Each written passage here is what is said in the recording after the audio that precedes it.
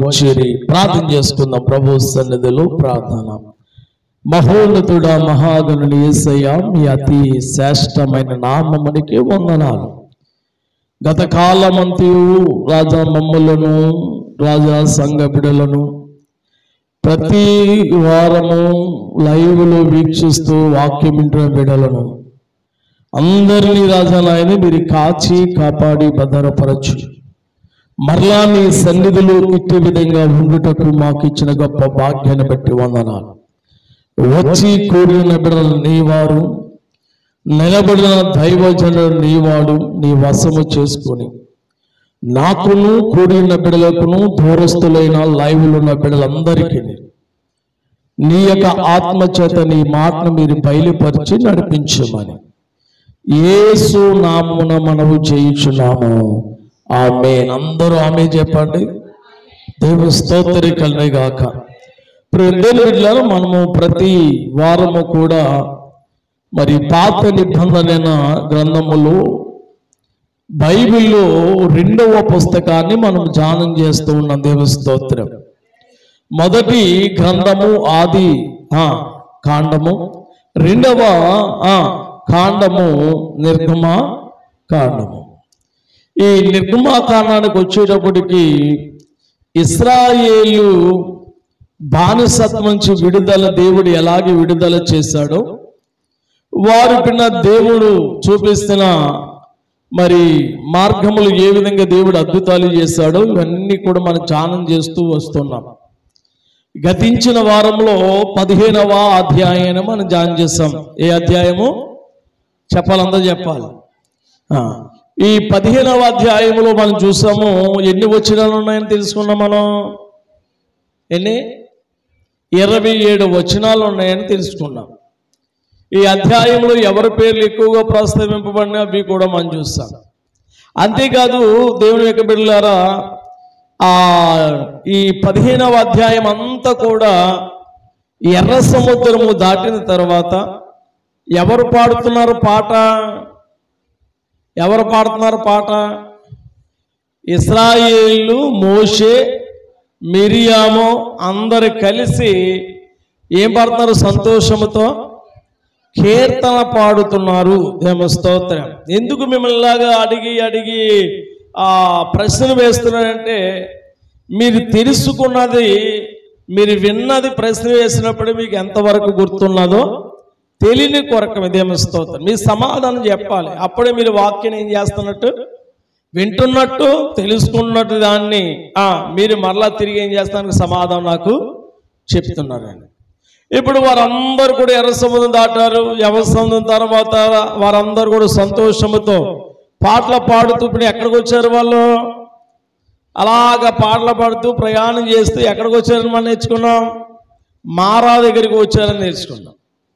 మారా దగ్గరికి వచ్చేసరికి అక్కడ గవగోయిల దాహం వేసి ఏం తాగారని చూసాం.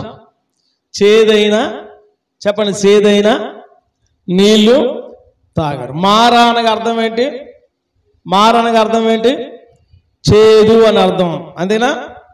పిల్ల ఇలాగ పిల్ల వారు అక్కడి నుంచి ఎక్కడికి వచ్చారని మనం నేర్చుకున్నాం. ఆఖరికి 27వ వచనం దగ్గరికి ఎలీము అనే ప్రాంతానికి వారు వచ్చారు. అక్కడ ఉన్నారనే సంగతి మనము తెలుసుకున్నాం. దేవస్థానం. ఇప్పుడు ఈ 16వ అధ్యాయాన్ని మనము ధ్యానం చేస్తున్నాం. ఈ 16వ అధ్యాయంలో ఎన్ని వచనాలు ఉన్నాయని ఆలోచన చేస్తే ఎన్ని వచనాలు ఉన్నాయి అమ్మా? 36 వచనాలు ఉన్నాయి. ఎన్ని వచనాలు ఉన్నాయి చెప్పండి. రాసుకున్న వాళ్ళు రాసుకోండి, జ్ఞాపకం ఉంచుకున్న వాళ్ళు జ్ఞాపకం ఉంచుకోండి. ఒకవేళ మీరు బైబిల్లో ఉంటే బైబిల్లో కూడా అక్కడ రాసుకోవచ్చు.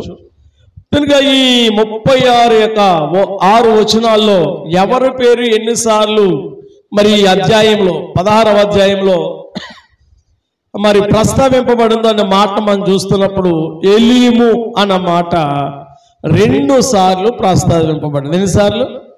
ఏం పేరు అందు చెప్పండి. ఏ పేరు? ఎలీము అనే పను.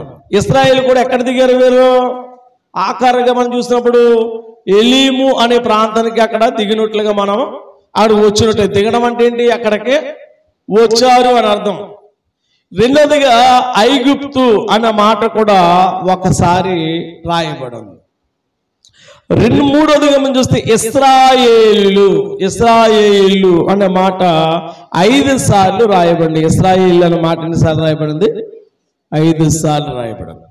పిల్ల నాలుగోదిగా మోషే. ఏం చెప్పండి, గట్టిగా చెప్పండి. మోషే అనే మాట 16 సార్లు ఈ 16వ అధ్యాయంలో రాయబడింది. 5వదిగా యెహోవా. చెప్పండి ఏంటి మాట? యెహోవా అన్న మాట 22 సార్లు ఈ అధ్యాయంలో ప్రస్తావింపబడింది. పిల్ల 6వదిగా అహరోను అనగా మోషే యొక్క అన్నగారి పేరు మాట. ఈ అహరోను అనే పేరు 6 సార్లు ఈ అధ్యాయంలో మనం చూడగలుగుతాం. ఇలాగ మనం చూస్తే ఎలీము, ఐగుప్తు, ఇశ్రాయేలు, మోషే, అహరోను, యెహోవా అనే ఈ మాటలు పిన్న ఈ అధ్యాయంలో మనం చూస్తూ ఉంటాం. ఇప్పుడు ఈ 16వ అధ్యాయంలో ఎవరి పేరు ఎన్నిసార్లు రాయబడింది అనేది మనం చెప్పుకుంటే ఇంకా చాలా పేర్లు ఉన్నాయి. క్లుప్తంగా ఎక్కువగా రాయబడిన పేర్లు మీకు తెలియజేస్తున్నాను. ఇక రెండవ భాగం ఏంటంటే 16వ అధ్యాయంలో ఈ 16వ అధ్యాయాన్ని 3 భాగాలుగా చేస్తున్నాం. ఎన్ని భాగాలు? ఈ 3 భాగాల్లో 1 నుంచి 3 వచనాల్లో ఇశ్రాయేలు సొనుక్కునుట మరియు అవిశ్వాసముతో ఉండుట. నేను చెప్పండి, ఇశ్రాయేలు ప్రజలు ఏం చేస్తున్నారా? సొనుగుతున్నారంట. 1 నుంచి 3 వచనాల వరకు ఈ సందర్భాన్ని మనం చూస్తుంటాం. తర్వాత రెండోదిగా దేవుడు మన్నాను మరియు పూరేలు బెట్లు అద్భుత రీతిగా వారికి ఇవ్వడం చూస్తాం. అది 16వ అధ్యాయం 4 నుంచి 15 వచనాలు మనం చూస్తాం. పూరేలు పెట్లను మన్నాని ఐగుప్తు ప్రజలకి ఆ అరణ్యములు ఇచ్చడం చూస్తాం.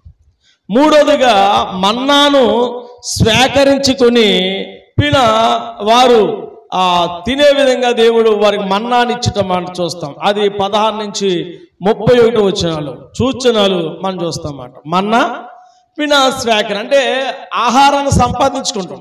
మన్నా అనగా ఏంటంటే మనము తింటున్న ఆహారానికి బదులు దేవుడు మన్నా అనగా దేవదూతలు తినే ఆహారాన్ని ఇశ్రాయేలు ప్రజలకి అరణ్యములో పెట్టాడు అన్నమాట. ఆ సందర్భాన్ని మనం ముందుకు వెళ్ళినప్పుడు చూస్తాం.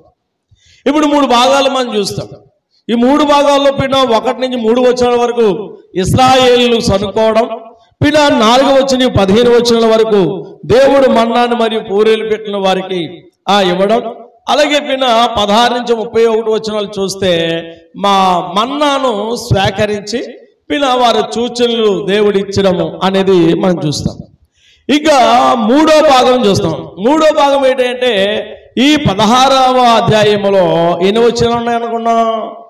36 వచనాలు.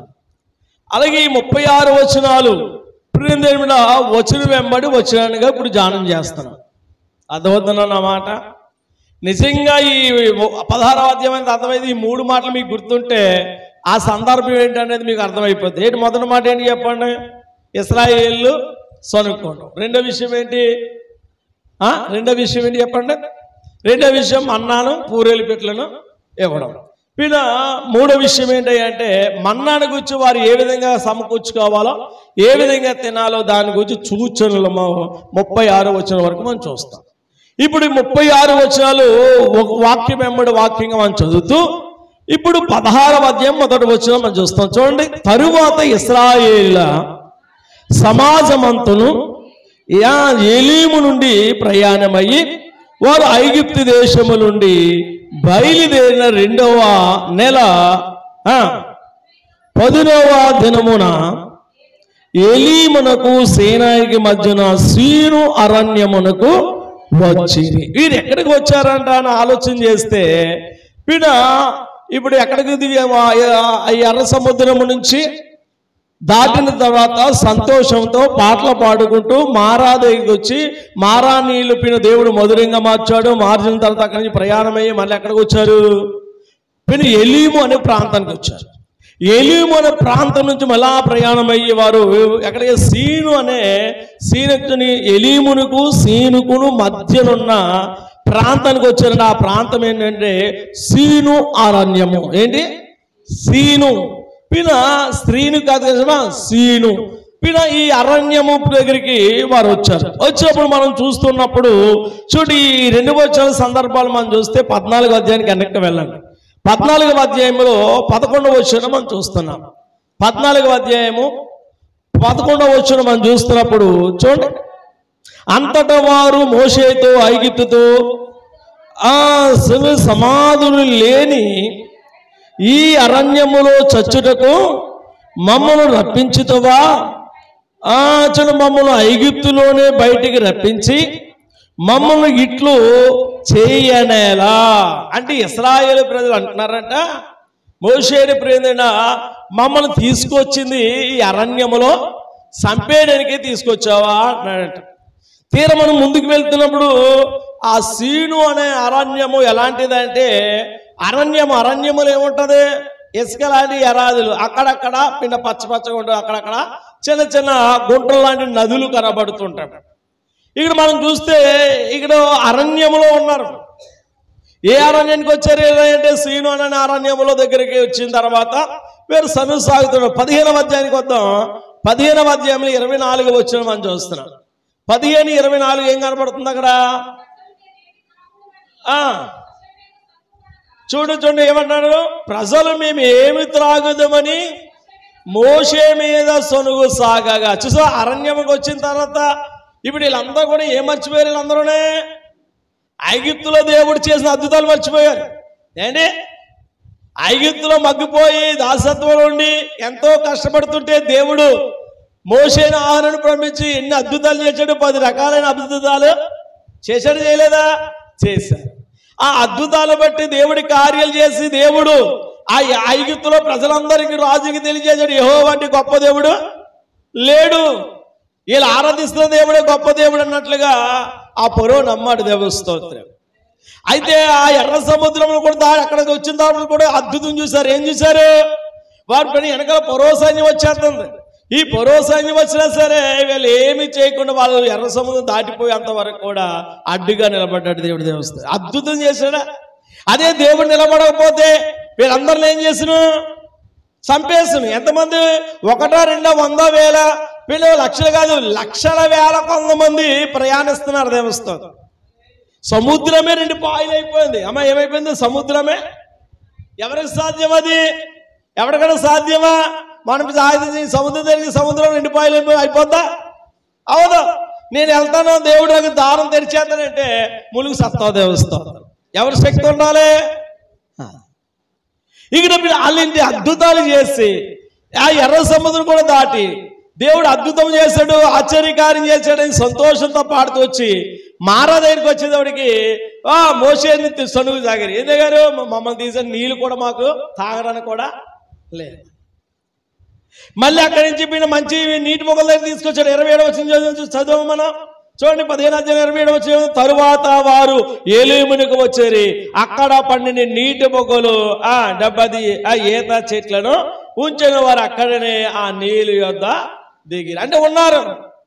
అంటే ఎక్కడ తీసుకొచ్చాడు దేవుడు? ముందు సనుగు సాగారు. మళ్ళా దేవుడు వాళ్ళందరూ ఎక్కడ తీసుకొచ్చారు? తాగని నీళ్ళు, తినడానికి ఈత చెట్లు సమకూర్చే స్థలం దగ్గర తీసుకొచ్చారు. అయితే మళ్ళీ అక్కడి నుంచి ప్రయాణం చేయాలి. ఇలా ప్రయాణం అంతా అరణ్యం. ఈ ప్రయాణం అంతా ఎక్కడికి? కానాను దేశం వెళ్ళాలి. పాలు తేలు ప్రవహించే దేశానికి వెళ్ళాలి. ఇలా ప్రయాణం పెట్టి దాటారు. దేవుడు చెప్పాడు ఎక్కడ తీసుకురమ్మన్నాడు? కానాను యొక్క ప్రాంతానికి వెళ్ళి తీసుకురండి మోషేకి వారు చెప్తే ఎర్ర సముద్రం అడ్డు వచ్చింది. ఎర్ర సముద్రం చేర్చాడు. ఫరో సైన్యం అడ్డు వచ్చింది. ఫరో సైన్యం చంపేస్తాడు. ఇంకా ముందుకు నడిపించాడు. మాడ అడ్డు వచ్చింది. నీళ్లు తాగడానికి చేదుగా ఉన్నాయి. దాన్ని చెట్టేయమన్నాడు. నీళ్లు మధురముగా మారాయి. వీళ్ళు మరి అక్కడి నుంచి మంచి నీటి మొక్కలు ఎదుగు తీసుకొచ్చాడు. అక్కడ కొంతకాలం ఉన్నారు. మళ్ళీ అక్కడి నుంచి ప్రయాణం అయ్యి సీను అనే అరణ్యానికి వచ్చారు. ఈ అరణ్యం దగ్గరికి వచ్చేటప్పటికి ఎటు చూద్దాం. ఇంకా ముందుకు వెళ్తే ద్వితీయోపదేశకాండానికి వెళ్తే అక్కడ 9వ అధ్యాయం 24 వచ్చిన 9వ అధ్యాయం 24 వచ్చిన కూడా చూస్తే 9వ అధ్యాయం 24 వచ్చిన చూడండి. బైబిల్ కొరతాయండి. ఒకసారి మళ్ళీ చదువుతామా? గట్టి చదవండి. మైక్ తీసుకుంటూ బాగుంటుందమ్మా. నేను మొదలుకొని అదిగో చూడండి, మీరు ఎవరి మీద తిరుగుబాటు చేస్తున్నారట? యెహోవా మీద యెహోవా మీద. ఆ బ్లాక్ స్టిక్కర్ ఉన్నది ఇవ్వండి, ఆ మైక్ వెనక పొడవదేమో ఉంది, వెనకాలదేమో ఉంది, ఆ మైక్ ఇవ్వండి. ఇక చూడండి, వారందరూ కూడా దేవుడు వారిని ఎరిగి ఉన్నాడు, కానీ వీళ్ళు ఎవరి మీద తిరుగుబాటు చేస్తున్నారట? దేవుడి మీద తిరుగుబాటు చేస్తారు. యెహోవా అంటే ఎవరు? యెహోవా అంటే ఇంకొకటి కాదు, యెహోవా అంటే దేవుడు. పాత నిబంధన కాలంలో దేవుడు యెహోవాగా పిలువబడ్డాడు. దేవస్థానం దేవుడు ప్రీణం మీద ఏం చేస్తున్నారు? తిరుగుబాటు చేస్తున్నారు. ఇలాగ మనం జాగ్రత్తగా చూస్తే కీర్తన గ్రంథం కూడా వస్తుంది చూడండి. 106వ కీర్తనలో 2వ చరణాన్ని మనం చూస్తే అక్కడ చాలా చక్కటి విషయాలు మనం చూస్తాం. కార్యములను ఎవడు వర్తింపగలడు? ఆయన కీర్తి అంతటిని ఎవడు ప్రకటింపగలడు? 25 వచ్చి కూడా 25 యెహోవా మాట ఆలకింపక వారు తమ గుడారములో సనుగుకొంటారు. అదిగొచ్చును, వారి గుడారములు ఏం చేస్తున్నారంటే వీళ్ళు సనుక్కుంటున్నారు. చాలా మంది దేని బిడ్డ ఆశ్చర్యకరంగా మనం ఆలోచన చేయవలసిన మాట ఏంటంటే, ప్రార్థనకు వస్తారు, భక్తి చేస్తారు, పాటలు పాడతారు, దేవుడి సన్నిధికి వస్తారు, తిరుగుబాటు స్వభావం పోవడం లేదు, తీరు మారడం లేదు. ఏం మారడం లేదు? తీరు మారడం లేదు. పేరు మారింది కానీ తీరు మారలేదు. పాడదు కదా, పేరు మారింది కానీ నీ తీరు మారలేదే, పేరు మారింది గాని నీ తీరు మారలేదే. విశ్వాసీ ఓ విశ్వాసీ, విశ్వాసీ ఓ విశ్వాసీ, నీ ఇంటిలో గాని, నీ సంఘములో గాని, నీ ఊరిలో గాని మంచి సాక్ష్యము నీకుందా? నీ ఇంటిలో గాని, నీ సంఘములో గాని, నీ ఊరిలో గాని మంచి సాక్ష్యము నీకుందా? పేరు మారింది గాని నీ తీరు మారలేదే, పేరు మారింది గాని నీ తీరు మారలేదే. విశ్వాసీ ఓ విశ్వాసీ, విశ్వాసీ ఓ విశ్వాసీ. హల్లెలూయా. పేరు మార్చుకున్నాం కానీ ఏం మారలేదంట? తీరు మారడం లేదు, ఆలోచన పోవడం లేదు, అలవాట్లు పోవడం లేదు, బూతులు పోవడం లేదు, పేదప్రాయాలు పోవడం లేదు. పేరుకి మాత్రం దేవుడు బిడ్డలు అంటున్నా. దేవుని స్తోత్రం. ఎంత బాగుందండి. ఎన్నో అద్భుతాలు మన కుటుంబంలో ప్రారంభంలో ఎన్నెన్నో అద్భుతాలు చేస్తూ ఉన్నాడు. మనం నమ్ముకుని మొదలుకుని ఇప్పటి వరకు ఎన్నో కార్యాలు చేశాం. ఎందుకు సమస్యలు సోదరులు ఒకదాని తర్వాత ఒకటి ఎందుకు వస్తున్నాయి? ఎక్కడ తప్పు చేస్తున్నాను, ఎక్కడ నేను ఒప్పినా లేకపోతే దేవుడికి విరోధమైన పనులు చేస్తున్నానా? నేను ఎక్కడా చేయలేదనుకుంటా. చేయవలసిన పనులు ఎన్నెన్నో చిన్న చిన్న పొరపాట్లే భూతత్వంలో పెట్టి చూస్తే చాలా పెద్దగా చిన్న పొరపాటే. అబద్ధం చిన్నదే కానీ చాలా దేవుడి దృష్టిలో అది చాలా పెద్దది. కనుక ఇక్కడ మీరు తిరుగుబాటు స్వభావం, గుడికి రాకపోవడం, రక్షణ పొంది మారు మనసు పొంది దేవుని నమ్ముకున్న తర్వాత ఉపవాస ప్రార్థన రాకపోవడం కూడా తిరుగుబాటే కాదు. ఆదివారం ఆరాధన రాకపోవడం తిరుగుబాటేనా? దేవునికి చేయవలసింది ఇవ్వాల్సింది చేయకపోతే తిరుగుబాటు స్వభావం కాదు చెప్పండి. పైబట్టికి ఏమనుకుంటే ప్రార్థన చేస్తుంది, అని చేస్తే దేవుడు అన్నాడు నా ప్రార్థనకి దేవుడి మీద తిరగబడుస్తూ అనుకుంటా, ఒకరి మీద ఒకరు దూషించుకుంటుంటారు. ఇదంతా దేవుడి మీద తిరిగి, దేవుడి బిడ్డలే ఒకరు దూషించుకుంటే ఎవరి మీద తిరుగుబాటు చేసుకుంటున్నాం? దేవుడి మీద తిరుగుబాటు చేస్తాం. కానీ ఎందుకు విషయాలు మీకు చెప్తున్నానంటే, ఆనాడు ఇశ్రాయేలు ప్రజలు ఎన్నో అద్భుతాలు చేశారు. ఇంకొక మాట మనం చూస్తున్నప్పుడు, ముందుకెళ్తున్నప్పుడు 3వ వచనం మనం చూస్తాం చూడండి. మనం చదువుకున్న అధ్యాయానికి వచ్చిన 16వ అధ్యాయం 3వ వచనానికి, ఇశ్రాయేలు మేము మాంసము చూడండి వండుకుని కుండల యొద్ద కూర్చుని తృప్తిగా ఆహారము తిన్నప్పుడు యెహోవా చేతి వలన ఎలాగా చావకపోతిమి, ఈ సర్వ సమాజం అక్కడి నుండి తోడుకుని వచ్చితరని వారితో అనగా. అంటే ఐగుప్తులో ఉన్నప్పుడే మాకు బాగుంది, అక్కడ మాంసం ముక్కలు అవి కూడా బాగా తినేవాళ్ళం. మన ఐగుప్తుని తీసుకొచ్చి ఆ సముద్రం దాటిన తర్వాత ఈ అరణ్యాన్ని తీసుకొచ్చి నీళ్ళు లేకుండా చేసాం. ఏంటి నీళ్ళు లేకుండా చేసి నీళ్ళు ఇచ్చాడా లేదా దేవుడు? మళ్ళీ అక్కడి నుంచి దాటి మళ్ళీ మంచి ప్రదేశం తీసుకొచ్చారు. మళ్ళీ అక్కడి నుంచి వచ్చి ఒక అరణ్యానికి వచ్చారట. సీన్ అరణ్యం ఎటు చూసినా సరే ఇక్కడ కనబడుతుంది ఐగుప్తు దాసత్వం తాము అనుభవించిన కష్టాల సంగతి అంతే మర్చిపోయారు. భోజనం మీద ఆశ కలిగి ఉన్నాను. దేని మీద అంట? బొవ్వ. మోయ్ మనం బతకాలంటే దేనికోసం బతకాలంట? బొవ్వ కోసమా? కొంతమంది తిండి కోసం బతుకుతారు. తిండే దేవుడు. తిండి అవసరం లేదు కాదని నేను అనడం లేదు. కొంతమంది అదే పనికి ఉంటుంది, 24 గంటలు తినమే. తినేసి పడుకోవడం, తినేసి పడుకోవడం, తిరిగేసి పడుకోవడం. కొంత వాళ్ళకి ఎలాగుంటుంది? వాళ్ళ కొడుపే దేవుడు అంట. కొండనండే హెత్తారంతే, పని ఉండదు పాటు ఉండదు అన్నట్టు ఉంటుంది. వస్తుంది బద్దగస్తులుగా తయారవుతుంది. మనం బ్రతకడానికి తినాలి కానీ ఏం చెప్పండి, కడుపే మనకు తిండి కోసం అని చెప్పి కొట్లాడకూడదు. కొడేసుకుంటారు కొంతమంది, కొడేసుకుంటారు కొంతమంది, భోజనం కొడేసుకుంటారు, కొంతమంది మొక్కల కోసం కొట్టేసుకుంటారు, కొంతమంది తొక్కాడిందా కాలాడిందా కొడేసుకుంటారు, కొంతమంది భోజనం కొడితే లేకపోతే దేవుని బిడ్డలాగా సరి చేసుకుని మన భోజనం లేక కాదు. దేవుని స్తోత్రం చెప్పండి. వీడు ఎందుకు విషయం మీకు చెప్తున్నానంటే వారు దేవుడు మర్చిపోయారు. దేవుడు చేసిన అద్భుతాలు మర్చిపోయారు. దేవుడు చేసిన కార్యాలు మర్చిపోయారు. వాళ్ళకి ఏం కావాలంట? ఏం కావాలి? మాంసం కావాలంటారు. ఇక్కడ మనం జాగ్రత్తగా ఆలోచిస్తే ఐగుప్తు నుంచి తెచ్చుటకు మాకు ఆహార పదార్థాలు ఏమైపోయి అయిపోయి వచ్చినాయన్ని తినేసారు. అయిపోయి వీరు అరణ్యానికి వచ్చేసరికి ఏం కనబడుతుందా అంటే ఇంచుమించు అరణ్యం కనబడుతుంది, ఎడారి కనబడుతుంది, ఎడారి ప్రదేశం కనబడుతుంది. సీన్ అనేది ఒక దీపకల్పం దగ్గరికి వచ్చిన దాదాపు 12,000 చదరపు మైళ్ళ విస్తారణం కలిదంటే ఈ ప్రాంతం. ఎన్ని మైళ్ళు?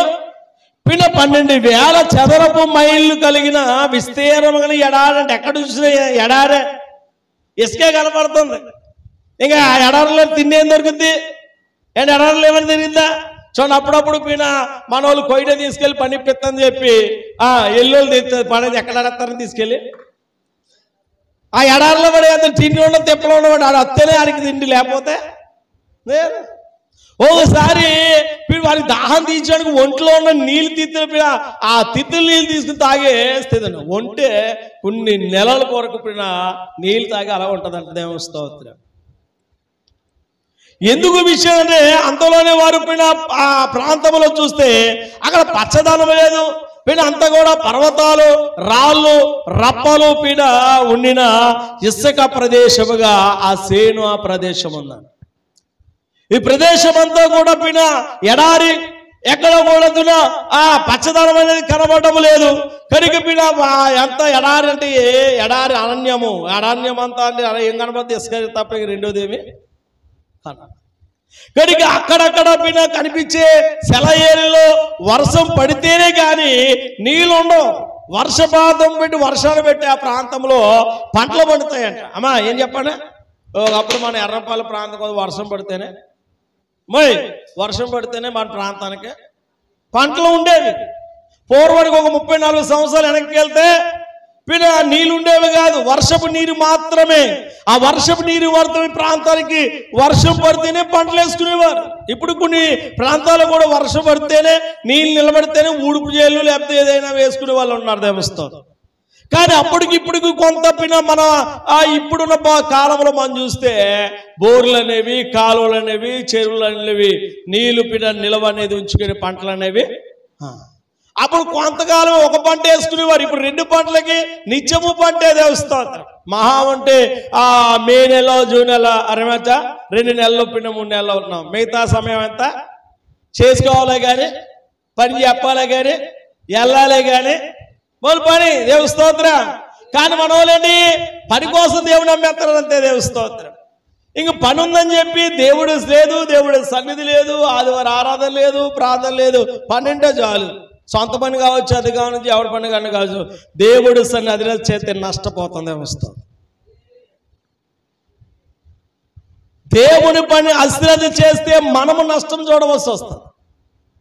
అయ్యగారు ఈ సంవత్సరం పంట పండలేదు అంటే కారణం ఏంటంటే నువ్వు ఇవ్వాల్సిన సమయాన్ని దేవుడికి ఇవ్వకపోతే నీవు ఆశీర్వాదాలు నష్టపోతుంది వ్యవస్థ, నీ ఫలింపులు నష్టపోతుంది. దేవుడికి వ్యతిరేకంగా ఉండి ఏమీ మనము చేయలేం. పంట బాగుంది, మంచిగా ఉంది, అకాలమైన వర్షం వచ్చి పంటలు పోయినాకో ఎందువల్ల పోయాయి? ఎందుకు అకాలమైన వర్షం వచ్చింది? ఎందుకు నీ చేతి వేసిన పంట నీ చేతిని ఎందుకు లాగేస్తున్నాం? ఎప్పుడైనా ఆలోచించావా? మన చేతి వేసిన మొక్కలని మనమే లాగేసుకున్నామంటే ఎందుకు లాగేస్తే పరిస్థితి? దేవుడు భయం లేదు, దేవుడు లేదు, దేవుడు సన్నిధి లేదు, దేవుడికి ఇవ్వాల్సింది ఇవ్వడం లేదు. మన పంటలో మనం కూడా ఏమైపోలే, బస్తాలు బస్తాలు ఇంటికి వచ్చేయాలి, బస్తాలు బస్తాలు అమ్మేసుకోవాలి, కేజీలు కేజీలు అమ్మేసుకోవాలి. దేవుడికి విరోధంగా మనం ఏమైనా చేయగలమా? ఏదైనా పండగలదా అని ఆలోచన చేస్తే మనము దేవుని కృపను బట్టి ఉన్న దేవుడు నాశనం చేసేవాడే కాదు. ఆ నాశనాన్ని మనం ఏం చేస్తున్నాం? మన చేతులారా మనమే పొందించుకుంటున్నది ఏమిస్తుంది. మన లోకస్తులు కాదు, మన దేవుని బిడ్డలం. ఒకవేళ దేవుడు సంధికి వచ్చిన నష్టం వచ్చిందా, రెండోసారి నీకు 2 ఇంతలు ఇవ్వగలరు దేవుడు. దేవుడు స్తోత్రంగా. అది దేవుడు చేసే అద్భుతాలు. ఇలాగ మనం జాగ్రత్తగా ఆలోచించి, అరణ్యంలో అక్కడ వర్షం వస్తే గానీ పంటలు పండవు. అక్కడక్కడక్కడ ఫలవరితమైన చిన్న చిన్న ప్రదేశాల్లో మాత్రమే నీళ్లు ఉంటే ఆ నీళ్ళ ద్వారా అక్కడికి వచ్చిన మందలకు, అంటే ఆ కాలంలో వీళ్ళకి గొర్రెలు, మేకలు ఆ దూర ప్రాంతంలో, ఆ ప్రాంతంలో మనం చూస్తే అరణ్యములు ఏం మేపుతుంటారు? గొర్రెలు మేపు. వాటి తాగడానికి మాత్రమే, అంతంత మాత్రమే. పాడైపోయే నీళ్లు, ప్రయాణములు, వీళ్ళు లక్షల కొలదిగా జనాన్ని మరి సాగుతూ నీరు, ఆహారము ఇవన్నీ కూడా వీళ్ళకి అడవిలో, అరణ్యములు ఎలాగొచ్చింది ఆహారం? లక్షల మంది. మంచి 6 లక్షల కాల బలము ఎక్కడి నుంచి? ఐగుప్తు నుంచి 6 లక్షల మంది అరణ్యములో ఆహారము, నీళ్లుకి ఎంత వద్దు చెప్పండి. అసలు మనల్ని పెళ్ళి అవుతే లెక్కేసుకుని 800 మందికి, 400 మందికి, 600 మంది లెక్కేసుకుని ఏని సరిపడగా ఆహారం. ఒకవేళ జనం ఎక్కువయ్యారంటే ఏం చేద్దాం? మనం అనుకున్నది కూడా సరిపోద్దా? సరే. కానీ లక్షల కొలది జనం, ఈ లక్షల కొలది జనము అరణ్యములో ప్రయాణం చేస్తూ వారు దేవుని ప్రేమను మర్చిపోయారు. దేవుడు చేసిన కార్యాలు మర్చిపోయారు. వీరి కష్టాలు కొని తెచ్చుకున్నారు. దేవుని సనుగు సాగుతూ వచ్చారు. దేవస్థానం ఎందుకు ఈ కష్టపడవలసి వస్తుంది అని అంటే దేవుడు తీసుకొచ్చిన వారికి అరణ్యములో ఏం చేశాడు తెలుసా? ఆ అరణ్యములో వారికి మంచి ఆహారం సిద్ధపరచడం. ద్వితీయోపదేశ కాండానికి వెళ్తే 1వ అధ్యాయం 19 వచ్చిన చదవండి. ద్వితీయోపదేశ కాండము 5వ పుస్తకంలో 1వ అధ్యాయం 19 వచ్చిన మనం చూస్తున్నాం. 1వ అధ్యాయం 19 వచ్చిన తొందరగా 1వ అధ్యాయం 19 వచ్చిన. మనము కెరేబులని సాగి మన దేవుడిని యెహోవా చూడండి మనకు ఆజ్ఞాపించినట్లు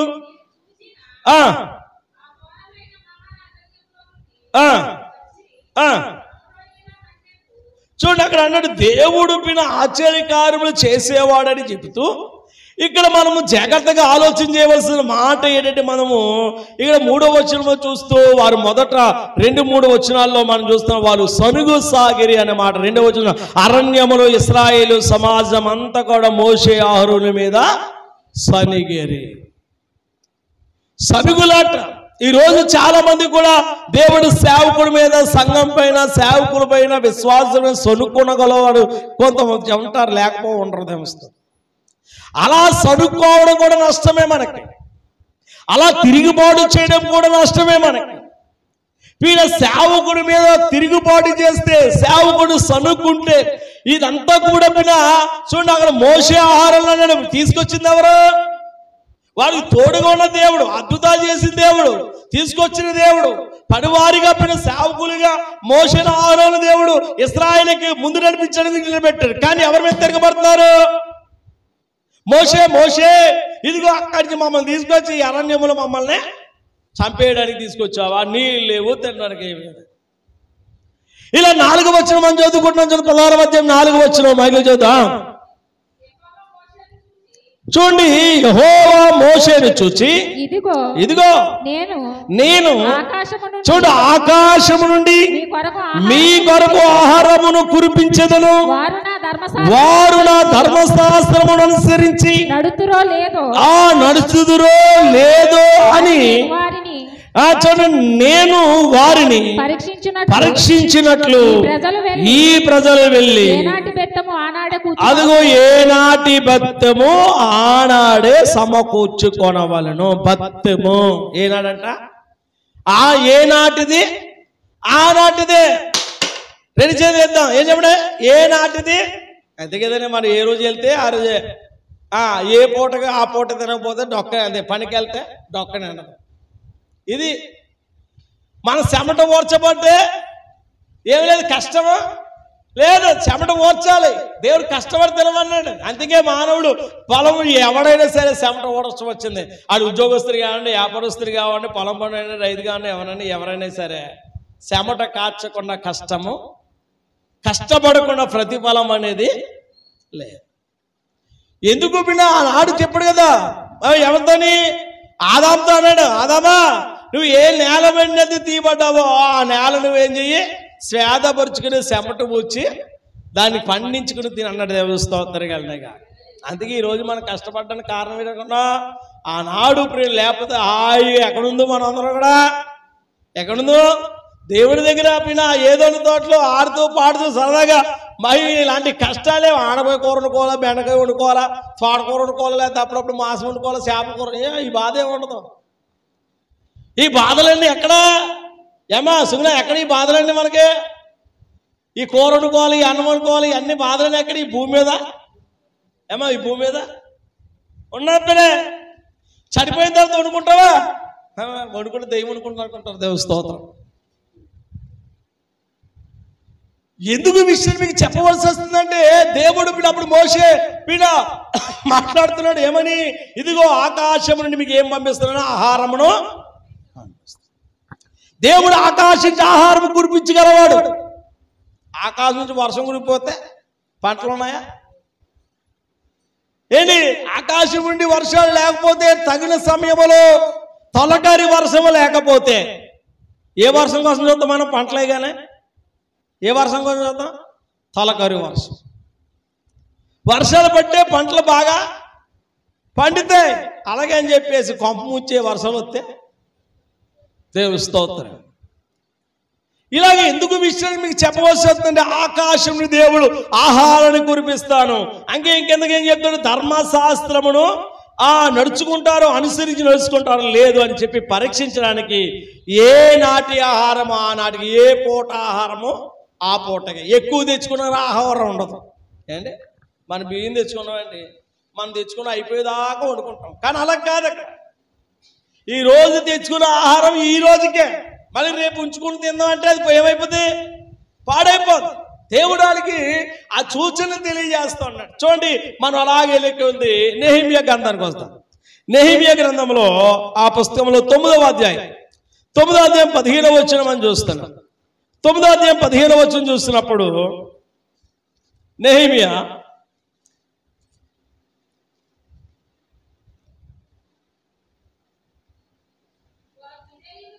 అందరూ 9 వారు విధేయులగునట్లు అమ్మా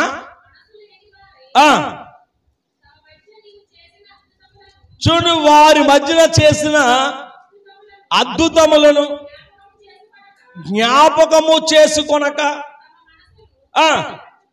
ఏమా చూడు, వారి మనసులు ఏం చేసుకుంటున్నారు? వీళ్ళు కఠినపరుచుకొని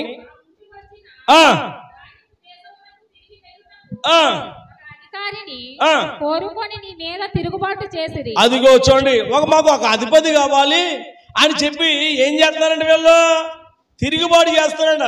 తీరా వీళ్ళకి ఏమి లేదంట, ఏ మనసు లేదు. దేవుడు చేసిన అద్భుతాలు చేసే కార్యాల పట్ల మనసు లేదు. వీళ్ళ మనసు లేకుండా దేవుడి మీద ఏం చేస్తున్నారు? వీళ్ళు తిరుగుబాటు. అదే వచ్చాడు. ఇంకా ముందుకెళ్తే కీర్తన గ్రంథం చూస్తాం. కీర్తన గ్రంథంలో 78వ కీర్తన మనం చూస్తాం. 78వ కీర్తనలు మనం చూస్తే 23వ వచనం. 78 3వ వచనం.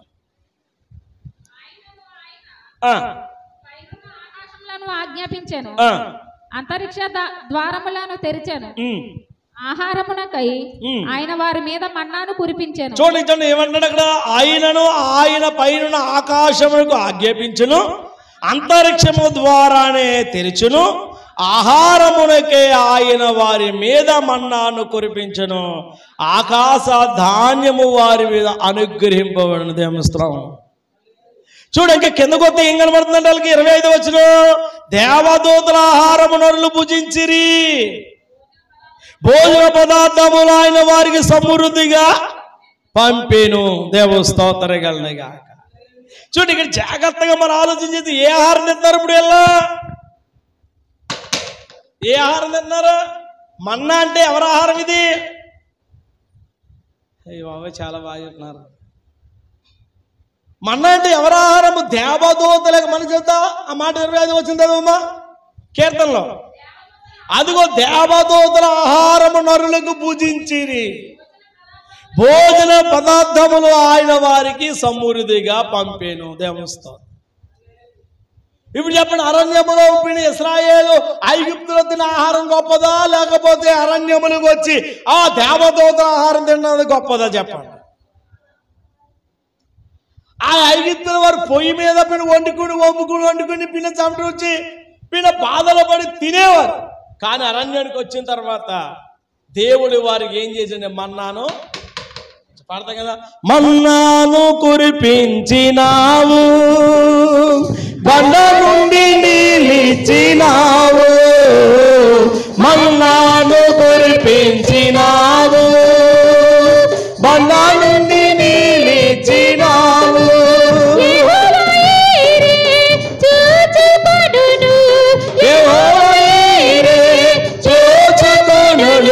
సర్వము సమకూర్చెను,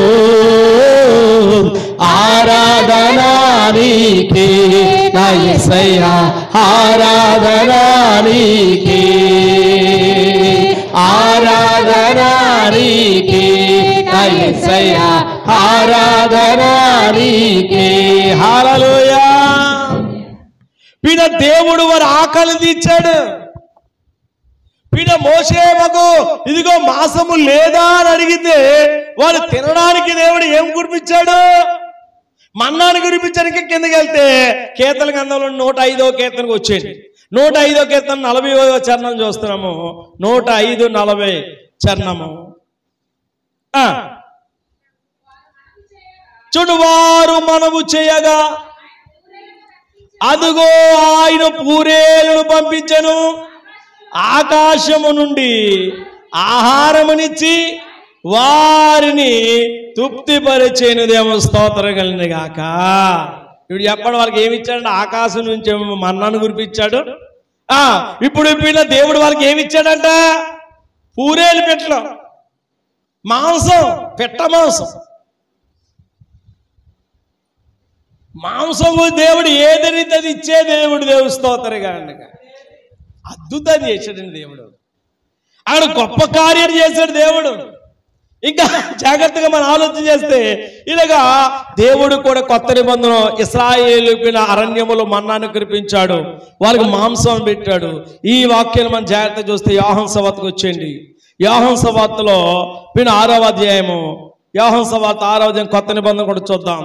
6వ అధ్యాయం 31 వచనం చూస్తున్నాం. 6వ అధ్యాయం 31 వచనము. యోహాను సువార్త 6వ అధ్యాయం 31 వచనం. యోహాను సువార్త 6వ అధ్యాయం 31. త్వరగా 6వ అధ్యాయం 31 వచనం మనం చూస్తే అదిగో భుజించుటకు పరలోకము నుండి ఆయన ఆహారమును వారికి అనుగ్రహించెను అని రాయబడినట్లు అదిగో మన పితరులు అరణ్యములో ఆ మన్నాను భుజించురని ఆయనతో చెప్పిన దేవ స్తోత్రగాక. అంటే ఇక్కడ కొత్త నిబంధనకు వచ్చేటప్పుడు కూడా యేసుక్రీస్తు తన శిష్యులకు కూడా ఏం చెప్తున్నాడు? నా పాత నిబంధన కాలంలో పితరులు, మన పితరులు అరణ్యములో ఆకాశమును దేవుడు వారికి మన్నాను పెట్టాడు. ఇదిగో పిన్న వారు మాంసాన్ని భుజించారని చెప్పి ఈ సంగతి మనం చూస్తున్నాం. ఇలాగ మనం జాగ్రత్త చదువుకుంటే చాలా విషయాలు మనం చూడడం. వీళ్ళు ఎవరు శోధిస్తున్నారు? పరిశోధిస్తూ ఉన్నారు. చూడండి, మనం చదువుకున్న వాక్య భాగం నిర్గమకాండంకి వచ్చేయండి. నిర్గమకాండంలో 15వ అధ్యాయం 25వ వచనం చదువుతారా? 25వ వచనం అక్కడ చూడండి. 15:25 ఏం కనబడుతుంది మనకి? అదిగో చూడండి, అతడు యెహోవాకు మొర్రపెట్టెను, అంతటి యెహోవా అతనికి ఒక చెట్టును చూపించెను. అది ఆ నీళ్ళలో పడవేసిన తరువాత అదిగో ఆ నీరు మధురము ఆయను. స్తోత్రగాక. అంటే పిన దేవుడు వారు పరీక్షించాడు. ఈ నీళ్లు పిన వాళ్ళు గబగబగా ఆలోచించుకుని ఏం చేశారు? వాళ్ళు తాగేశారు. తాగినది ఏమైపోయింది? తాగలేకపోయారు. ఎందుకు? చేదుగా ఉన్నాను. కానీ దేవుడు పరిశోధించాలి, వీళ్ళు ఏక నిలబడతారా నిలబడరా అని. దేవుడు మనం కూడా జాగ్రత్తగా గమనించాలి. సోదరులు వచ్చినప్పుడు వెనక్కి వెళ్ళిపోకూడదు. సమస్యలు వచ్చినప్పుడు వెనక్కి వెళ్ళిపోకూడదు. పరీక్ష జరుగుతూ ఉంటాయి. ప్రతి ఒక్కరికి పరీక్ష ఉంటుందా ఉండదా? చదువుకున్న పిల్లలకు పరీక్ష పెడతారు. ఎందుకు పెడతారా? పని పాటలేక. ఎందుకు పెడతారు పరీక్ష? పరీక్షలు ఎందుకు పెడతారమ్మా? ఎందుకు పెడతారా? అంటే పిల్లలకి చదువు ఎలాగుందో అని, పిల్లలు విని ఎంతమంది ఎలా చదువుగలుగుతారో, వారు ఏం చదువుకున్నారని చెప్పి ఏం చేస్తుంటారు? పరీక్ష. ఆఖరికి విని ఆ పరీక్షే వీళ్ళు బాగా రాశారు ఇంకో వాళ్ళు ఏమవుతారు? పాస్ అవుతారు. లేదా ఉద్యోగం వెళ్తే ఉద్యోగం ఉత్తిచ్చేస్తాడు. వెళ్ళినట్లని ఏం చేస్తాడు? ఇంటర్వ్యూ పెడతారు. క్వశ్చన్ ఇచ్చి ఇంటర్వ్యూకి ఇంటర్వ్యూలో వెళ్తే వాడు కూర్చుంటే వాళ్ళు ఏం చేస్తారు? ఇంటర్వ్యూ క్వశ్చన్ చేస్తారు. వాడు ఆ ఇంటర్వ్యూలో పాస్ అవుతే నీ ఇంటికి లెటర్ వస్తుంది అంటాడు. దేవస్థ వీడు వెళ్ళినప్పుడు వచ్చేసిన తర్వాత దేనికోసం ఎదురు చూస్తాడు? ఉత్తరం వేస్తానన్నాడు, మెసేజ్ వస్తానంది, వచ్చిందా లేదా, ఇంకా రాలేదేటి అని ఆలోచన చేస్తాడు. ఏంటి పరీక్ష? ప్రతి దానికి ఇప్పుడు మన ఒంట్లో రోగం పీడ ఏ రోగం ఉందో తెలియాలంటే ఏం చేస్తారు? ఇప్పుడు మాట్లాడబట్టి పరీక్ష చేస్తున్నారు లేదా? షుగర్ పరీక్ష ఉంది, బీపీ పరీక్ష ఉంది, ఏంటి బాడీ స్కానింగ్ పరీక్ష ఉంది, స్కానింగ్ పరీక్ష, అన్నింటినీ పరీక్ష ఉంది కూడా. దేవుడు కూడా మన విశ్వాస జీవితాన్ని కూడా ఏం చేస్తున్నాడు? పరీక్షిస్తాడు. అపవాది పరీక్షిస్తాడు, దేవుడు పరీక్షిస్తాడు. సోదరులు నిలబడాలి, బలహీనతలు, రోగాలు. పాస్టర్ గారికి విశ్వాసం రాకపోతే ఎవడకొస్తాయండి? మనుషులు రాకపోతే. మీరు ప్రార్థనకి వెళ్తున్నారు కదా, మీరు ప్రార్థన చేసుకుంటున్నారు కదా, ప్రార్థన చేసిన మాత్రం రోగాలు రావని ఏమన్నా ఉందా? చాలా మంది అది తెలియవాళ్ళు. దేవుడు స్వస్థపరచగలడు, బాగు చేయగలడు. విశ్వాసంతో వస్తాం. అందుకని గుడికి వెళ్ళినంత మాత్రం బాగుపడిపోతావు అంటే నీ విశ్వాసం బట్టి దేవస్థ. చాలా మంది పిన వెళ్ళలేనివాడు వెళ్ళేవాడికి లోకువా దేవస్థ. మనం మానవులు, మనుషులము. బలహీనతలు వస్తాయి, రోగాలు వస్తాయి. పాస్టర్ గారు కూడా మనిషే. పాస్టర్ ప్రార్థన చేసేంత మాత్రం రావడం లేదు. పౌలు గారు అన్నాడు, ఒక ముళ్ళు ఉంది అంటున్నాడు దేవస్థ. యోబు అన్నాడు, యోబు దేవుడు అన్నాడు, యోబుగన అర్జున ఆ యూది దేశంలో యోబుగన భక్తిపడు గాని, నీతిమంతుడు గాని, యథార్థమంతుడు గాని, ఆస్తిపడు గాని ఆ దేశములో యోబుకన గొప్పవాడు లేడు. కానీ యోబుకి పోయినా మరి కష్టాలు రాలేదా? పిల్లలు చనిపోలేదా? భక్తిపడే. కానీ ఎవరు శోధించాడు? అపవాది శోధించాడు. ఆ విశ్వాసం ఎంత ఉందో, యోబుకు విశ్వాసం, భక్తి ఎంత ఉందని దేవుస్తాడు. మనల్ని కూడా మన విశ్వాసం కూడా పరీక్షింపబడాలి. బంగారము విలువగా మార్చబడాలంటే, అమ్మా బంగారము విలువగా, దాని విలువ తెలియాలంటే మట్టిలో దొరికినట్టుగా దొరికితే బంగారం ఎవడని ఇష్టపడతాడా? ఇష్టపడ్డా. ఆ బంగారాన్ని తీసుకెళ్లి అగ్నిలో పుటములో వేసి కాల్చి కాల్చి కాల్చి కాల్చి దానికి ఉన్న పల్లెమంతా, స్తోత్రం చెప్పండి, హల్లెలూయా. ఇలాంటివి చెప్పినప్పుడు సాతాను అలా చేస్తుంటారు. నేను చేతి హల్లెలూయా. మన పైన పడింది అనుకుంటున్నారా? మన పైన పడింది అనుకుంటున్నారా ఏంటి? దేని చేతి దేవస్థానం కనుక ఎక్కడికి వచ్చామన్నా? బంగారము పుటములు వేయబడినప్పుడు శోధింపబడుతుంది. బంగారము పైన శోధింప పడుతున్నప్పుడు పైన దానికి కాగుతున్నప్పుడు దాన్ని మళ్ళీపోయినప్పుడు ఆ కంసాల వాడిపోయిన ఆ బంగారం తీసి అమ్మా ఆ ముద్దను తీసుకుని ఆ సుత్తు తీసుకొని నా చేతిలో పెట్టుకుని ఆ బంగారం కొడుతుంటే వేడి మీద సాగితే ఒకవేళ బంగారం కానీ ప్రాణం ఉంటేమో బంగారం కానీ ప్రాణం ఉంటే ఆ బంగారం అనుకుంటుంది, రే ఎందుకు బాబు నన్ను కాల్చని చెప్పి కాల్చేసావు, నేను కాల్చిందే కాకుండా మళ్ళీ పైకి తీసి కిందో దెబ్బ పైనో దెబ్బ కూడా వేస్తున్నావు, అసలు నీకు బుద్ధి ఉందా లేదా అన్నేమో. ఏంటి బంగారం ప్రాణం ఉంటే అది పిన ఆ బంగారు కొట్టి కొట్టి కొట్టి కొట్టి కొట్టి ఆ బంగారాన్ని ఒక ఉంగరమో ఒక సైనో లేదా ఒక చెవులియో ఒక ఆకారాన్ని చేసినప్పుడు ఏంటి ఒక ఆకారాన్ని చేసినప్పుడు అది చేసిన తర్వాత షోకేసులో పెట్టిన తర్వాత బంగారు కొట్టుకు వెళ్ళిన తర్వాత వెళ్ళిన అందరూ కూడా దాన్ని చూసినప్పుడు ఆ బంగారం ఏనుకుంటుంది, కంసాలుడు కొట్టితే కొట్టాడు, ఏంటి సాగదీస్తే సాగదీశాడు, కాలిస్తే కాల్చాడు, ఏమిచ్చాడు మంచి. ఇప్పుడు దాన్ని ఇష్టపడిన వాడు ఎవడైనా ఉంటాడు బంగారాన్ని? ఎవరు కూడా ఉండడు. దేవుని స్తోత్రం. అలాగే మనకు శోధనలు, బలహీనతలు, అనారోగ్యాలు, కష్టాలు, బాధలు, ఆర్థిక ఇబ్బందులు, సమస్యలు ఎన్నైనా సరే నీవు నమ్ముకున్న దేవుడి విషయంలో సణుక్కోకూడదు, గొనుక్కోకూడదు. నీ విశ్వాసం దేవుడు ఇచ్చాడు, దేవుడు తీసుకున్నాడు. నీకు లాభం వచ్చిందా దేవుడు స్తోత్రం, నష్టం వచ్చిందా దేవుడికి స్తోత్రం. అదే అంటున్నాడు పౌలు గారు, యెహోవా ఇచ్చాను, యోబు గారు అన్నారు కదా, యెహోవా ఇచ్చాను యెహోవా తీసుకున్నాడు. యెహోవా నామానికి చదువుకునే పిల్లలు పాస్ అయినా ఫెయిల్ అయినా, పాస్ అయితే సంకల్పం గుర్తేసి అందరూ స్వీట్లు పంచిపెట్టే కాదు, ఫెయిల్ అయినా పంచిపెట్టాలి. అది గొప్పది. దేవుని స్తోత్రం. ఫెయిల్ అయిపోయిన జీవితం పోయిందని చచ్చిపోయిన వాళ్ళు ఎంతమంది ఉన్నారు? ఏంటి ఈసారి కాబట్టి మళ్ళీ సరి రాస్తాం, ఒకసారి ఉద్యోగం పోతే ఉద్యోగం రాదని దేవుని స్తోత్రం చెప్పండి. చేతలే బిగ్గరగా చెప్పండి, బిగ్గరగా చెప్పండి. ఉదాహరణకు ఒక విషయం చెప్తున్నాను. మనం అక్కడక్కడ సాల్గులు చూస్తాం. ఏంటి ఏం చూస్తాం? సాల్గు. ఓ రాజుగారు యుద్ధానికి వెళ్ళిన ప్రతిసారి ఓడిపోతున్నాడంట. ఈ రాజుగారు వెళ్ళిన రాజు మీదకి ఓడిపోయి పరిగెట్టుకుని చంపేద్దని పరిగెట్టుకుని వెళ్ళిపోయి గృహలో దాక్కున్నాడంట. గృహలో దాక్కుంటే అలా పడుకుని అలా చూస్తున్నాడంట. సాలుగుడు ఏం చేస్తున్నా గుడి కడుతున్నాడు. అది ఈ చివరి నుంచి ఎగిరి ఈ చివరికి వెళ్ళి ఈ చివరి నుంచి వెళ్ళి ఆ చివరికి వెళ్ళి అక్కడి నుంచి అలుతుందంట, కింద జారిపోతుంది.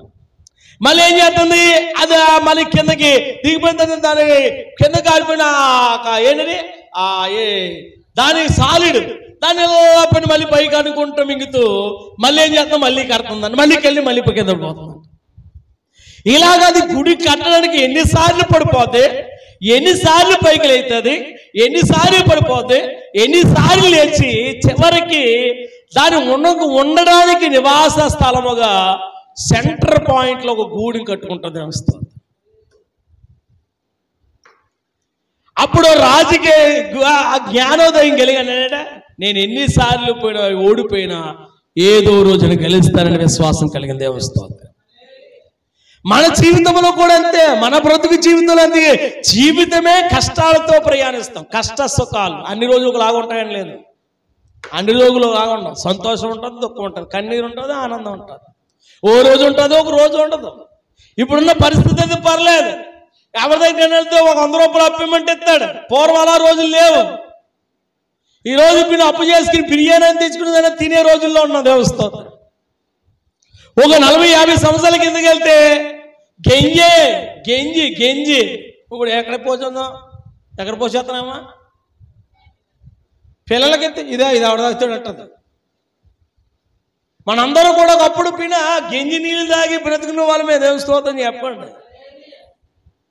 ఇప్పుడు కాలం మారిపోయింది. పొద్దునే లేచి ఏం తినేవాళ్ళం మనం?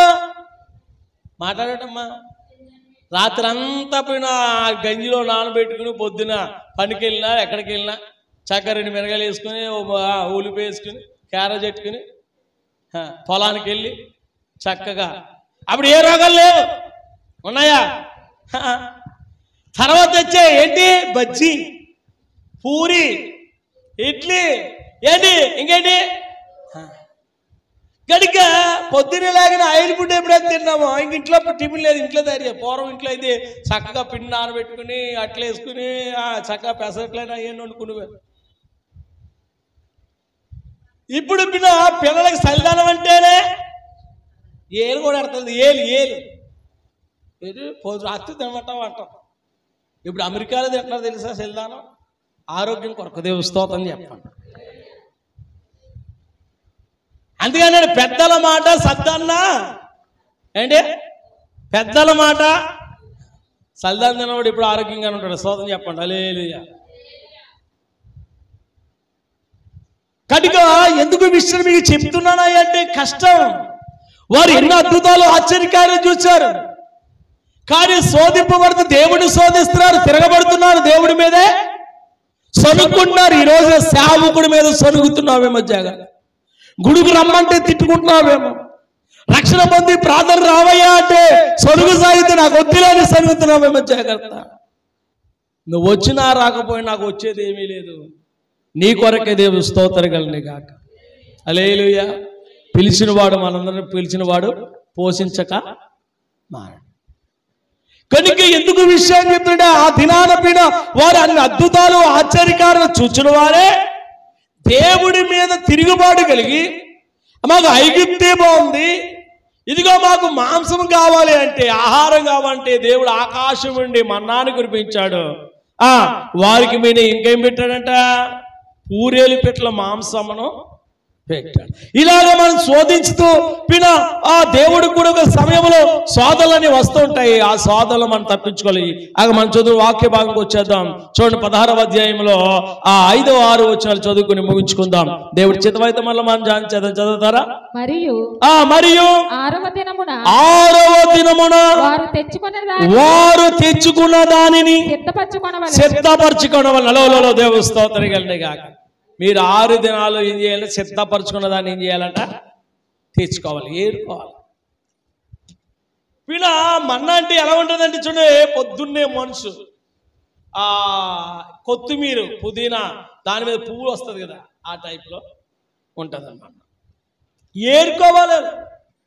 ఏరుకుని సమకూర్చుకుని 6వ దినమున వారు సమకూర్చుకునే వాళ్ళను వారు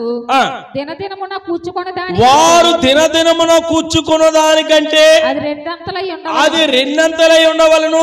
అప్పుడు మోషే అహరోను ఇశ్రాయేలుతో యెహోవా ఐగుప్తు దేశముల నుండి మిమ్మల్ని బయటికి రప్పించెదనని సాయంకాలమందు మీకు తెలియబడును. దేవుని స్తోత్రం కలుగును గాక.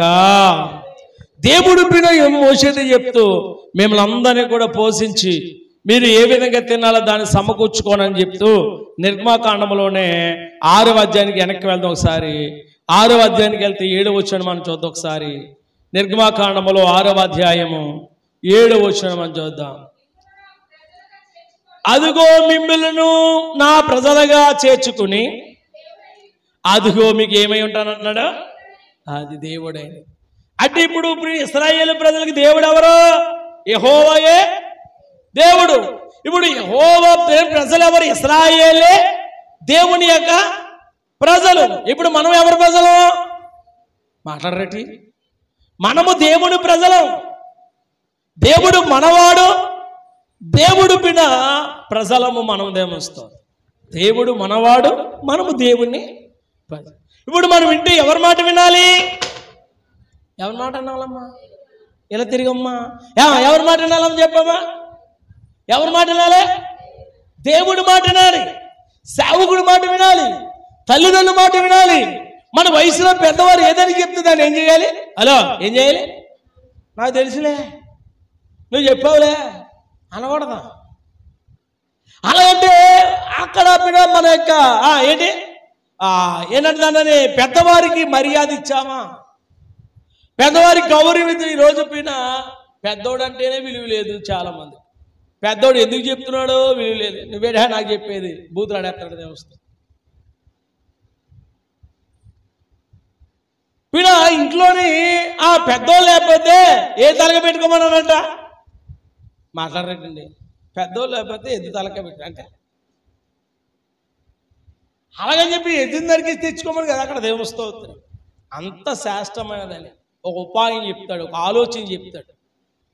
ఆ ఆలోచన బట్టి పెద్దోడు ఏం చెప్తున్నాడో ఆ పెద్దోడిని బట్టి మనం వెళ్తే అంత సవ్యంగా. కానీ కుర్రని మాట విన్నావా, తొందరపాటు, గలిబిలి, ప్రమాదం, శోధన, తొందరపడకూడదు తెలుస్తాం. ఏ విషయంలో కూడా ఆలోచించి ముందుకు అడుగు వేయాలి. ఒక్కొక్కసారి తొందరపాటు వల్ల కూడా అనాథాలు ఏమవుతాయి, ఎదురవుతాయి. ఇక్కడ మనం జాగ్రత్తగా ఆలోచన చేస్తే 7వ వచనానికి వచ్చినప్పుడు గారు కనబడుతుంది ఏమని, 16వ అధ్యాయం 7వ వచనం ఏమంటాడు, యెహోవా మీద మీరు సనుగులను ఆయన వినుచున్నాడు. ఉదయమున మీరు యెహోవా మహిమను చూచెదరు. మేము ఏ పాటి వారము, మా మీద సనుగునేలా అనిరి. నిజరా దేవుడిని అద్భుతం చేసిన ఉదయాన్నే దేవుడి కార్యం చూస్తారయ్యా మీరు అని చెప్పిన వీళ్ళు ఏం చేస్తున్నారంటే వీళ్ళ మీద మోషే ఆరోన్ మీద సనుగుతున్నారు. ఎవరో ఇశ్రాయేలు ప్రజలు. వీళ్ళు ఎప్పుడైతే సనుగుతున్నారో ఎవరు విన్నారంట, దేవుడు. మన ప్రతి మాట వింటాడు దేవుడు. మనం ఏం చేస్తున్నామో దేవుడు వింటాడు, చూస్తాడు. కనుక అదే చెప్తున్నాడు ఏమని, దేవుడు మన సనుగులు వింటున్నా. మీ ఏమంటాడు సనుగుడు. నేను విన్నాను ఆ మాట చక్కగా, చాలా మాట చక్కగా ఉంది. మనం చదువుతాం, యెహోవా మీద మీరు సనుగులను ఆయన విని ఉన్నాడు. ఉదయమున మీరు యెహోవా మహిమను చూచెదరు. మేము ఏ పాటి వారమని, మా మీద మీరు సనుగునేయాలని మోషే ఆరోహణలు అంటున్నారు. దేవుడు చూసే దేవుడు. అందుకే యెహోవా మహిమ ప్రకాశవంతమైనది. కనుక మహిమను చూచుటకు ఇప్పుడు మీరు చూస్తారా ఆయన మహిమ ఏంటో? ఇప్పుడు చూసారా లేదా? వేలో ఐగుప్తు నుంచి శ్రీనారాయణ దగ్గరికి వచ్చేదాకా కూడా ఇన్ని అద్భుతాలు చూశారా? ఐగుప్తులో ఉన్నప్పుడు 40 సంవత్సరాలు మగ్గిపోతున్నప్పుడు వారి దేవుడు పొరోకు బుద్ధి చెప్పడం 10 రకాలమైన తెగుళ్ళు పంపిస్తే, భయంకరమైన తెగుళ్ళు ఐగుప్తుల రాజు మీదకి, ప్రజల మీద, అందరి మీదకి వచ్చింది. కానీ ఇశ్రాయేలు ప్రజలు ఏ గుడారములో ఎవరికి కూడా తెగులు రాలేదు. ఏమిస్తారు? అద్భుతమే కాదండి? అద్భుతమే కాదండి? ఎర్రంపాలెం మనం అందరూ ఉన్నామండి. కరోనా టైంలో 2020, 2021 కరోనా వచ్చిందా లేదా? మన ఊర్లోనికి వచ్చింది, ఎంతో మందికి వచ్చింది. పిల్లలు చనిపోయిన వారు మనం చూసాం, కానీ నిన్ను తాకలేదండి. కారణం ఏంటి? అదే ప్రాంతంలో ఉన్నాం, అదే ఊరిలో ఉన్నాం, అదే ఊరి మధ్యలో ఉన్నాం, అదే ప్రజల మధ్యలో నీవు బ్రతుకున్నావు అంటే దానికి కారణం ఏంటి? ఎప్పుడన్నా ఆలోచించావా? కేవలము దేవునికి కృపదేవిస్తుంది. పాస్టర్ గారులో చనిపోయారు, పాస్టర్ అమ్మగారు చనిపోయారు, విశ్వాసులు చనిపోయారు, డబ్బు ఉన్నవాడు చచ్చిపోయాడు, ఆస్తి పనులు చనిపోయారు, గొప్ప ఉన్నవారు దేశాల్లో కోట్ల కొద్ది లక్షల వేలగా పెట్టలు రాలిపోయారు. దేవుని స్తోత్రం. మనం ఈరోజు సజీవులుగా ఉన్నామంటే అది మన గొప్పతనం ఏమి, అది గ్రహించాలి. దేవుని స్తోత్రం. పోయేవాళ్ళంటే ఇప్పుడు ఎందుకు పోవడం, అప్పుడే పోతుంది. దేవుని స్తోత్రం. పాడ కదా, పిల్ల జాడ తల్లికి రాక, తల్లి జాడ పిల్లకి రాక, తల్లి జాడ పిల్లక లేక, పిల్ల జాడ తల్లికి రాక, చెట్టుకొక్కరై పుట్టకొక్కరై ఆరాధులు వారి చేరులో, చెట్టుకొక్కరు పుట్టకొక్కరై ఆరాధుల వారి చేరులో, ఆ రోజు శ్రమ నుంచి తప్పించే నాదుడు లేడు, ఆ రోజు శ్రమ నుంచి తప్పించే నాదుడు లేడు. అదే ఆ రోజు యేసయ్యా ఉగ్రత రోజు, ఓవేల సమల రోజు, పాపులంత ఇచ్చే రోజు, శ్రమల రోజు, పాపులంతా ఇచ్చే రోజు, అదే అదే ఆ రోజు. హల్లెలూయా. పిల్ల శాంపుల్ చూసాం మనం. కరుణ రాగానే శాంపిల్ ఏం చెప్పండి. భర్తకు వస్తే భార్య దగ్గర రానిచ్చి అనుకున్నవాడు గెంటిది అన్నం. పిల్లలకు వస్తే పిల్లలు పిల్ల ఆ దూరంగా పెట్టేసి ఎలా గదులుండేవారు అలా గదులుండేవారు. ఎవరైనా చచ్చిపోతే ఇప్పుడు పడి పడి ఏడ్చేవాడు అమ్మా నానా చెల్లని. తీసుకురావద్దు, అలా తీసుకురాబోద్దు ఎక్కడికే. అప్పుడు తెలిసిపోయింది భర్త మీద భార్యకి ఎంత ప్రేమ ఉందో, పిల్లల మీద ఎంత ప్రేమ ఉందో. ఆ బంధువులు ఎవరైనా చచ్చిపోతే చూడడానికి వచ్చారా? చూడడానికి వచ్చారా? మళ్ళీ చూస్తామా? భయంకరం. చాలా మంది కూడా చచ్చిపోతే కొంతమంది వెళ్ళరు పనిమాలలు. మళ్ళీ జీవితంలో ఎప్పుడైనా చూస్తావా? కోళ్ళకు కొడుకుతో ఉన్నా, కూతురు కొడుకుతో ఉన్నా చూడకూడదంట. మరి మేమో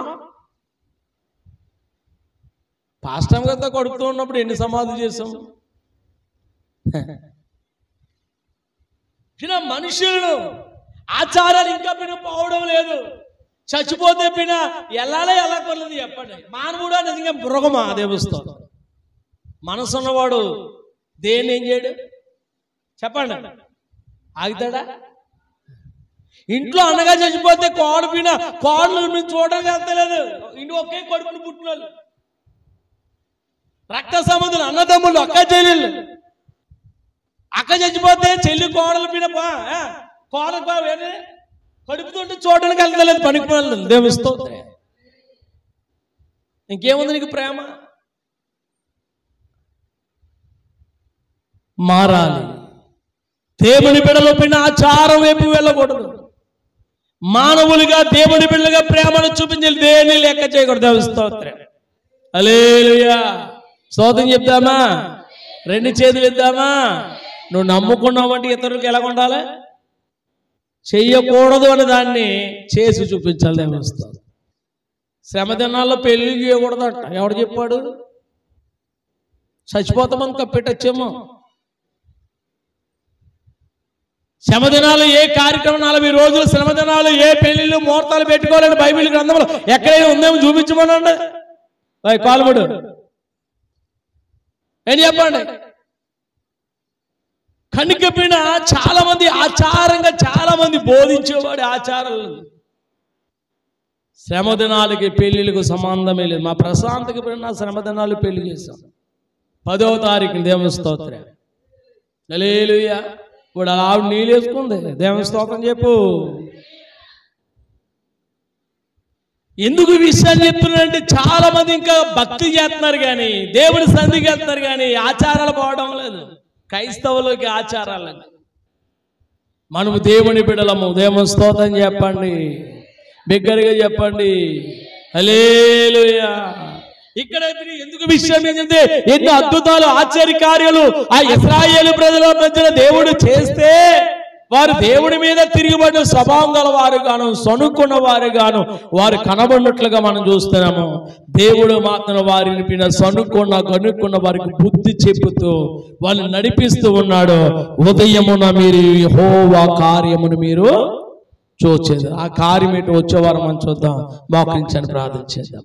ప్రభువానికి వందనాలు, సజీవుడానికి వందనాలు.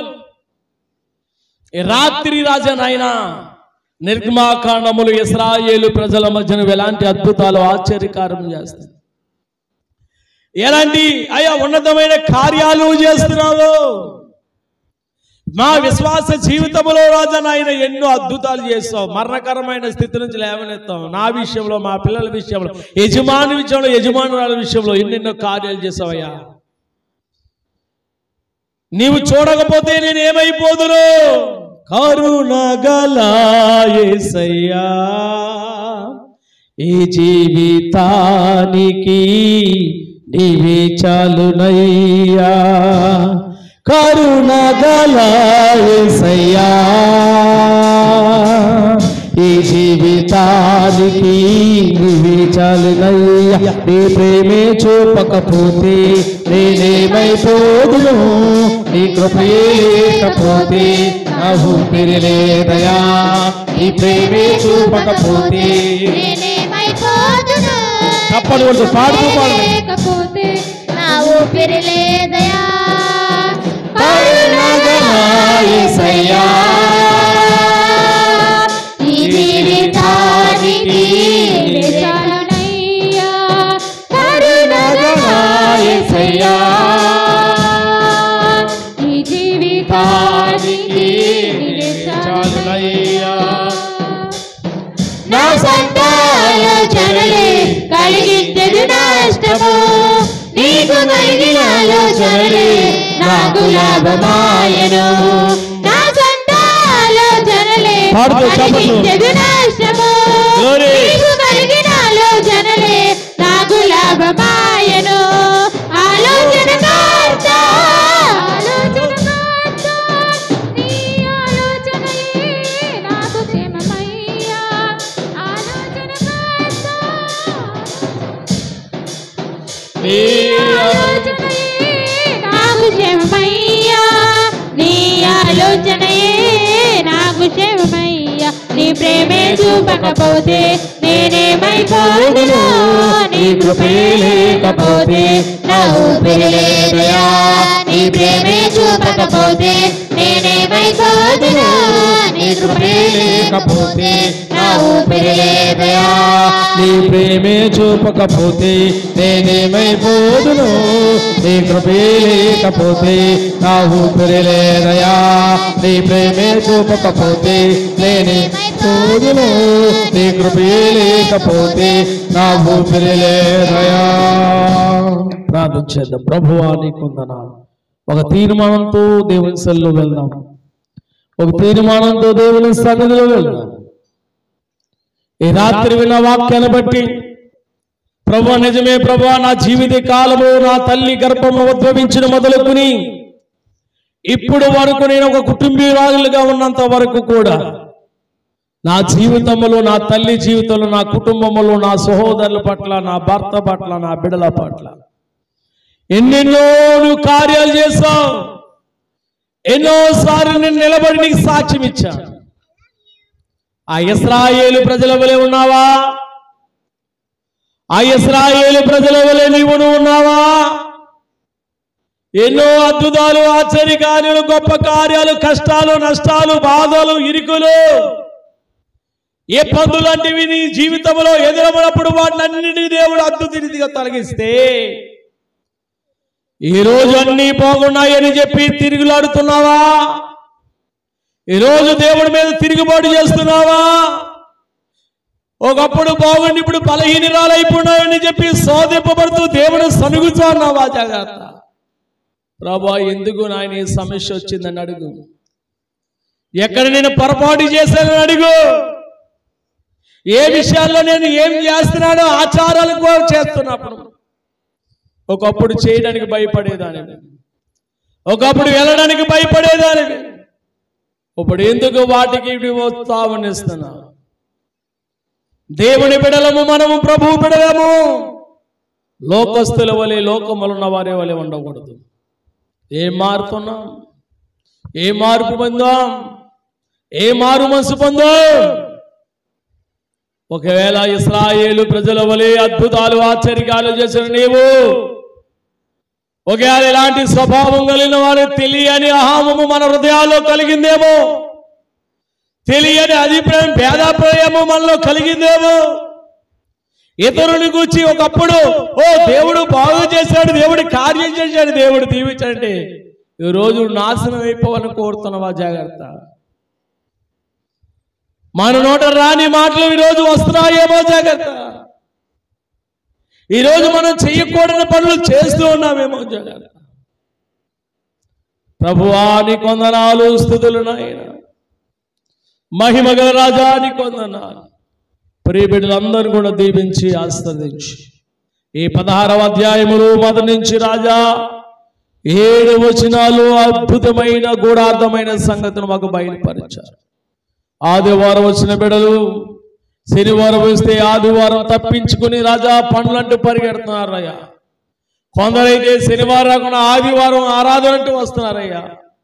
అలాంటి అల్ప విశ్వాసం తీసే విశ్వాసం గల వారిగా చేయండి. క్రమమైన భక్తులు వారు చేసేవారు.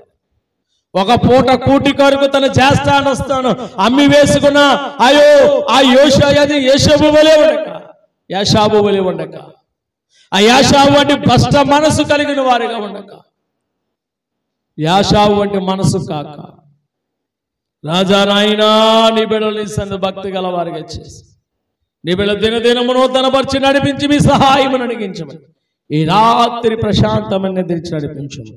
యేసు నామమున మనము చేయుచున్నాము. ఆమేన్. దేవుని స్తోత్రం కలుగును గాక.